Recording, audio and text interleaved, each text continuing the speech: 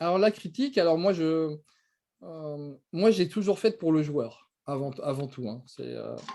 Il faut, je pense, même avoir un petit rituel avant de critiquer un jeu, de se dire, ben, on ne le fait pas pour nous, pour avoir notre paye à la fin du mois, mais on le fait pour le joueur.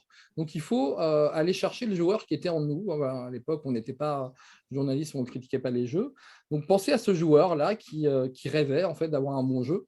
Et donc je pense que ça remet déjà je pense, les pendules à l'heure avant d'écrire un article.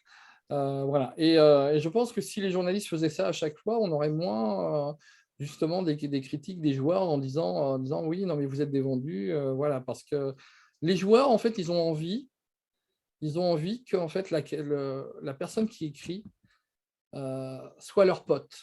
C'est-à-dire que la personne qui écrit la critique soit quelqu'un qui parle le même langage qu'eux.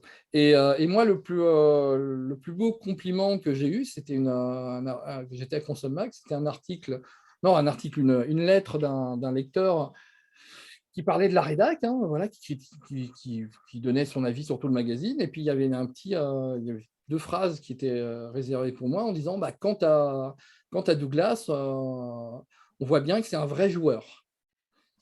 C'était très court, mais c'est un très beau compliment. Voilà. Voilà, en lisant mes articles, voilà, il se sentait proche de moi.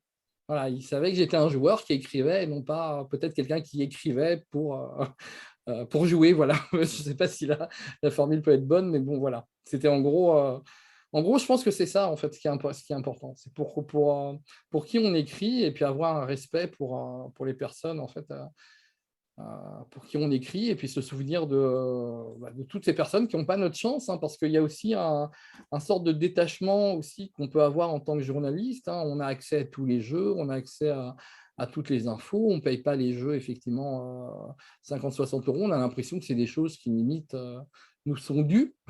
Voilà, donc, et il faut se remettre voilà, dans le contexte du joueur, hein, tout simplement. Il faut penser à lui et comprendre aussi que la critique va laisser une trace aussi, hein. C'est pas anodin, hein. C'est vrai qu'il y a certains journalistes qui ont écrit un peu n'importe quoi. Maintenant, ils ont du mal quand on leur ressort les articles en disant ouh là, mais ça va pas du tout là ce que tu avais écrit. Voilà. Tu mesurais pas l'importance et tout ça de comment ça touchait en fait les gens autour de nous. Moi, par exemple, quand j'ai fait le test de Ranma pour Console Plus, et que plusieurs mois après, en fait, je me balade dans les magasins et je vois le nombre de Ranma en magasin, et je tombe sur un vendeur qui me reconnaît et qui me dit, bah, tu vois, ça c'est à cause de ton texte. Voilà, c'est toi qui as fait qu'il y a autant de Ranma en magasin à Paris, même en France, hein, je dirais, parce que je pense que tout le monde lisait Console Plus à l'époque. Et là, j'ai commencé à me rendre compte en fait de l'influence que je pouvais avoir. C'est-à-dire qu'ils avaient importé des jeux du Japon juste parce que j'avais mis une bonne note et que j'avais fait un article super enthousiaste en fait sur le jeu. Donc ils se sont emmerdés à importer quand même des jeux du Japon et